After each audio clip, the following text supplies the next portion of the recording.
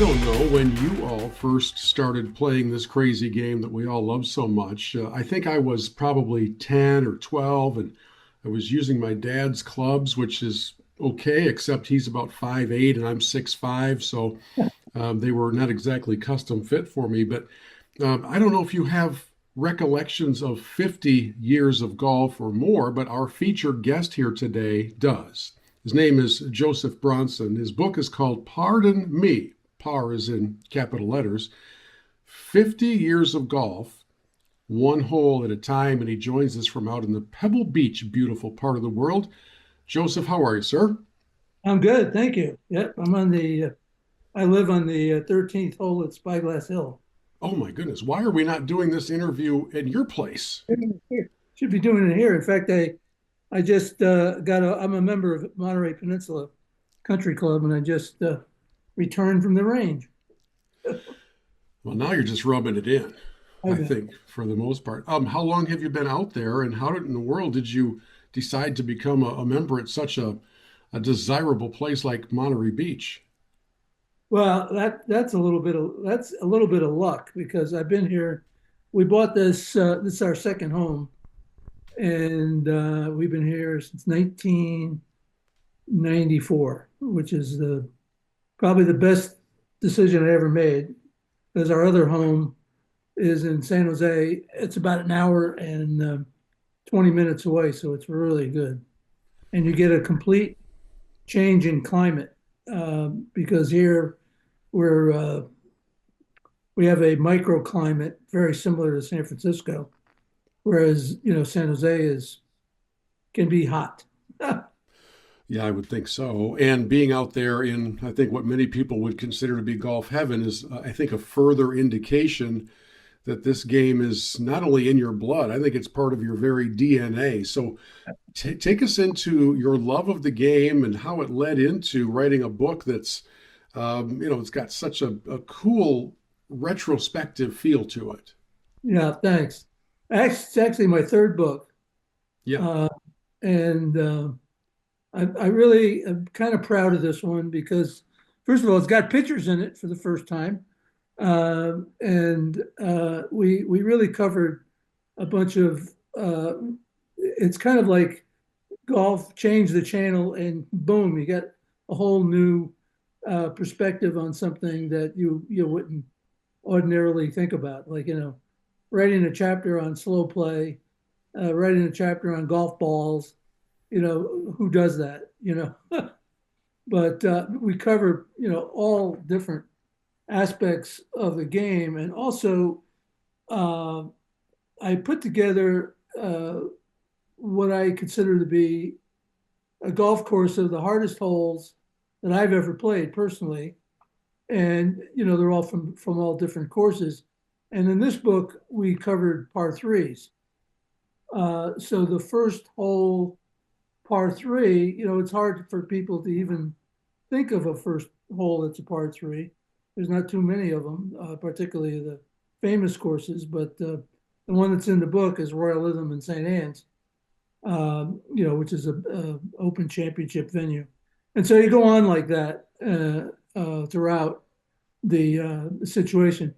The 18th hole I've selected because I have three hole in ones on it. Three hole in ones on one hole. How many do you have lifetime? How many Four. aces? I have four, and three And are three on on one hole. one hole. I think it's safe to say, perhaps, that you've mastered that hole. Do you remember, Joseph, when in your life the light bulb went on and you were in love with golf? You just knew that this was the thing you were going to do for the rest of your life. Was there a moment in time that comes back to you when you uh, think back? yeah. Well, I'll tell you. First of all, I grew up in the inner city, so golf was not in my.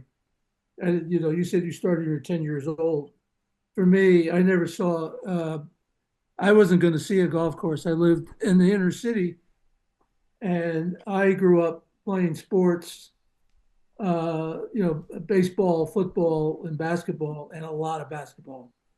So I played basketball, in grammar school, high school, college, and after college, it's And what ends up happening is, through all that time, there's a competitive instinct that develops. When I was a kid, I don't know what it's like in Michigan, but in Connecticut, if you didn't win, you had to get to the back of the line, and you weren't going to play for another hour and a half.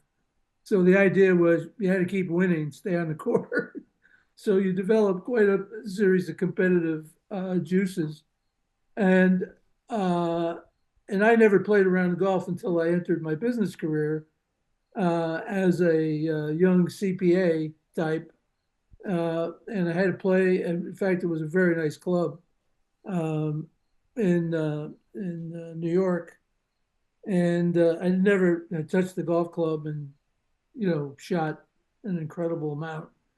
And then I said, this game is not going to beat me, and I, you know, within within 6 months I was shooting in the 90s, uh, and just kept going. Uh, it kept going. There's a lot of this in the first book Yeah.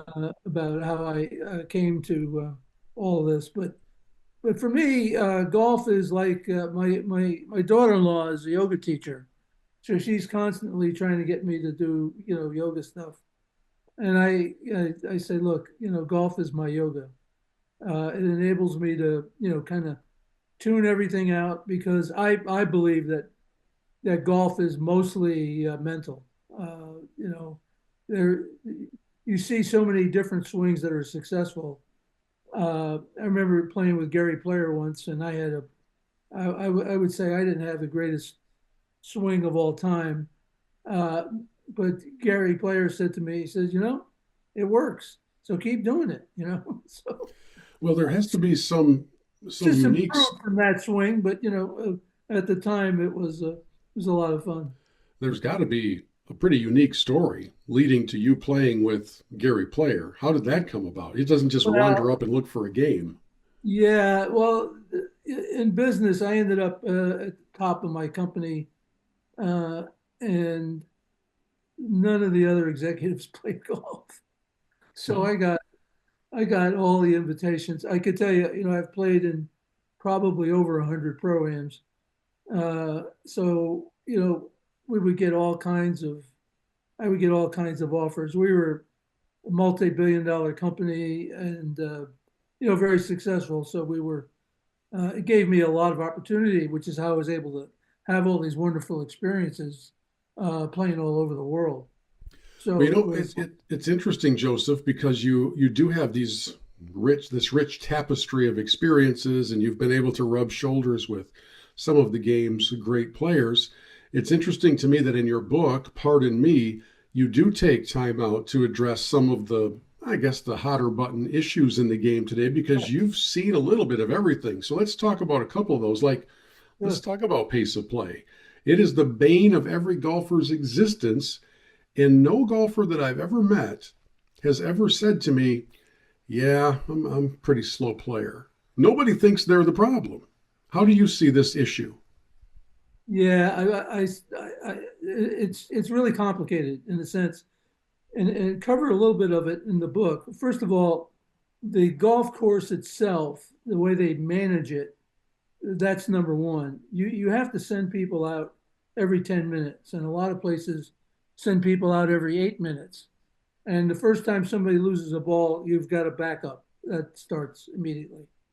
So golf course management is part of it.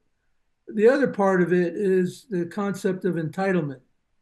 If you are paying $600 to play Pebble Beach, you kind of don't care what anybody thinks.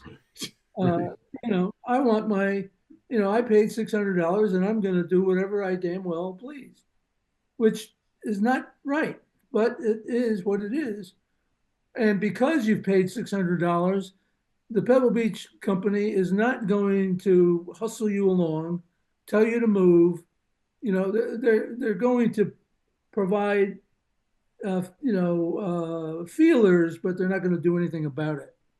And I've got a whole uh, story in the book about how I was going to beat this by playing in the last, uh, taking the last tee time at Pebble Beach at 3:45, thinking, during the summer, thinking I'd get my 4.5 hour round in. Well, I could tell you that I played 17 and 18 in darkness, and it was a disaster. They just, people, it really boils down to mutual respect. If you lose a ball, give yourself the right amount of time to find it and then move on. Don't try to fish balls out of the water to put them in your bag and waste time. Don't think you're a PGA professional. The PGA professionals are also part of the problem Right. because they think this, Right. we're walking all over the green, we're doing this, we're balancing, and our legs are pumping and all this crap. Just go up to the ball, read it, and hit it. I like that approach. You're not wrong. And I'm so glad that you mentioned the influence that professional golfers have on amateur golfers. It happens in every sport. It happens in basketball. You see young kids trying to emulate Steph Oh, Curry. of course. That's fine, but they can't shoot like Steph. And you see amateur golfers who are 20 plus handicappers trying to go through the same pre-shot rhythms and routines that they see on TV, not really always even understanding what the routines are for. It just slows everything down. And Joseph, so help me, if the group ahead of me brings out an extendable ball retriever, uh, there's steam starting to rise out of my bald head at that point. We should outlaw the ball retrievers, frankly. They should. Oh, it should. I don't see too much of that, but uh, it's just there's so many things that can be done, and the pros are having a pretty bad year on slow play. They've been Yeah. really criticized for slow play, and it really just sets a bad example. It says it's okay to do it. And you're playing these tournaments like I will never. These scrambles take 6 hours. It is just terrible. And Yeah.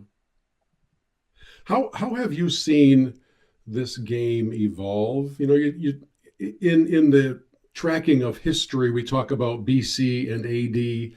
I think in the history of the game, we might break it into some different quadrants, like the Jack and Arnie era. Then we move up to pre-COVID, and then I think we're in a whole different era right now, post-pandemic. But uh, you've been around to see these various iterations a bit longer than I have. How do you see the evolution of the game, and where is it now? How healthy is it now? yeah, I would say that golf before the pandemic was in a steep decline. You had the current generation of 20 and 30 somethings not playing, not taking up the game because too hard, takes too long, and I don't really understand the game. So the game was really in trouble. Country club initiation fees were falling like a rock because if you have a young family, the thing you say, well, why don't you play more? Well, I can't play more because I have young kids. Well, why don't you get your young kids playing? Well, it never crosses their mind. So pre-pandemic, things were really in trouble. In San Jose, we had three public golf courses that were about to be seized by the city and turned into housing projects. So because they were losing money, et cetera. So then the pandemic comes, right? Uh, and of course, none of us are playing during that time. But however, in April, end of April, early May, all of a sudden you can golf. I mean, you can go out and play golf. And they allow certain things, and a lot of the courses, I have a whole chapter on the contraptions that they put together to keep everybody et cetera. Pool But noodles and yeah, golfers are very compliant people. yeah. So, for example, you take, okay, I don't give a damn what your rules are. I'll follow the rules. I want to play. I want to play. So I saw just a ton of compliance. People followed the rules. They didn't complain.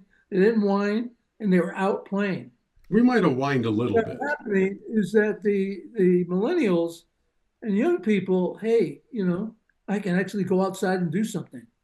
I can get some fresh air. I can, and all of a sudden the game starts to catch on. Yeah. And then they start once they start playing, they come up and they either like it, and golf, you hit a couple of good shots and you're coming back. And all of a sudden, uh, I noticed that in my one of my clubs, I mean, things went berserk. You went from not even be able to get tee times in a private club, which was kind of incredible.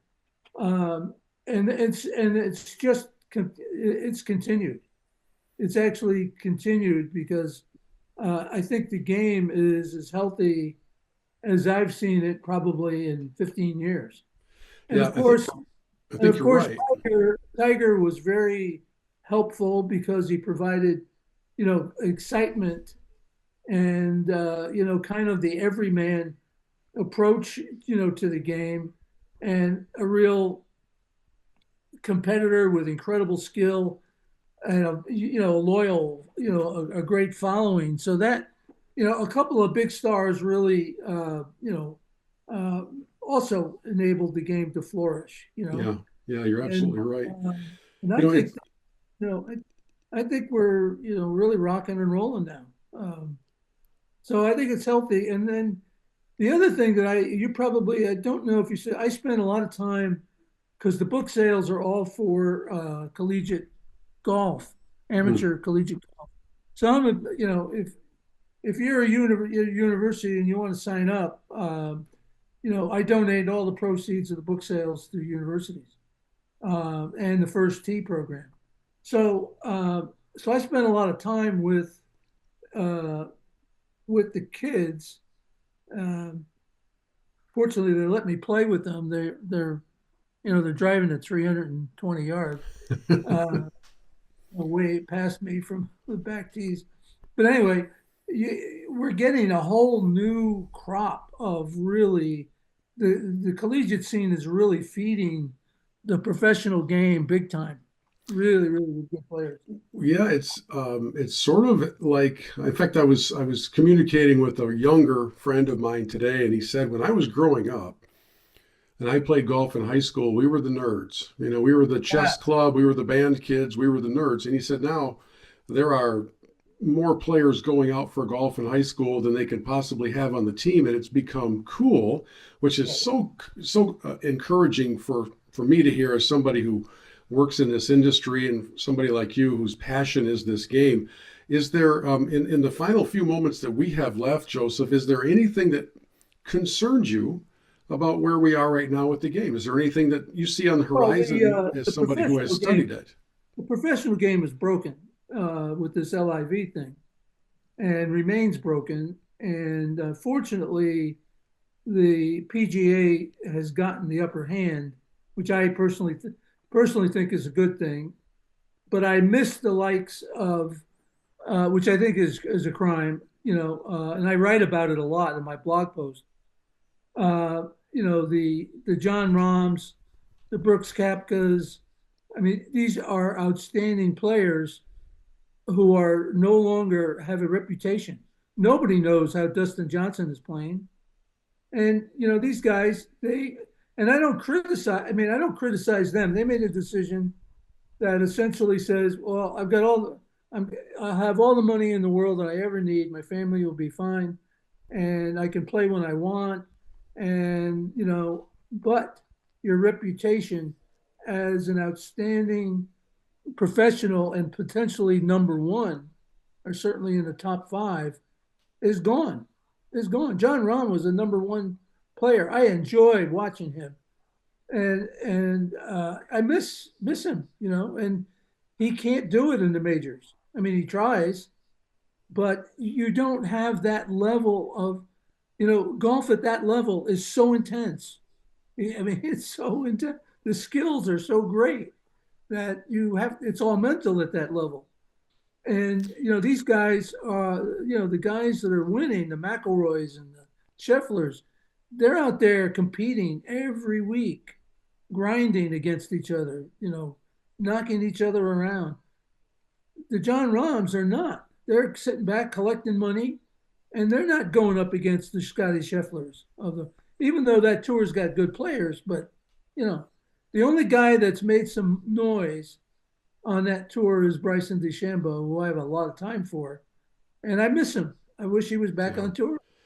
There was Uh, a period of time with all the conversation about a possible merger that I think the tour was really hoping it would happen, and maybe not all the players, probably tour leadership. And then as the dust began to settle, I think the reality has sunk in that there might at most be two or three players on Live who would be needle movers on the PGA Tour if they came back. You've mentioned them. So Rahm probably would be, and DeChambeau. I honestly don't think anybody cares whether DJ comes back to play the tour. Nobody cares about Koepka coming back to play the tour because in regular non-majors, he didn't participate anyways. He never won one of them. So I don't think we're headed for a merger. But oh, now, I don't think. Well, maybe if Live falls I apart, have a perhaps couple there's a of door open. I have a couple of in the know kinds of things, and some of the things the Saudis have asked for, they're never going to get. Hmm. Uh, they're never going to get on this earth. So I'll leave it there because I can't disclose what they are. But this thing to me is going nowhere, Yeah. and it's too bad. But it's I don't know if you've ever tuned into it, but it's a disaster. I Yeah, mean, it is. And in fact, it's coming to Michigan it's in unwatchable. 2 weeks. And so I'll go see it for the first time in person and be able to assess it. But the television product is unwatchable for sure. And there's so many other issues involved in all of that that if it weren't being propped up by blood money, it wouldn't be around. That's for Yeah, sure. So they have all the money in the world. They can yeah, it's they just can print continue more. this for the next Yeah, 100 years. So it's yeah. Well, know, Joseph, you have lived a rich golf and life in general, and so glad that you continued your writing series with this new book called Pardon Me by Joe Bronson. By the way, you can find out more about him at josephbronson, just like it sounds.com. There's a blog there where he writes frequently, and of course, the books that are available everywhere fine books are sold online. And if you can find a bookstore anymore, they're probably in there too. And how about this? How about next time we get together for an interview? We do it out at your place after a 36-hole day. sounds good to me. Be happy to host you. It's great to meet you. Thanks so much. Okay.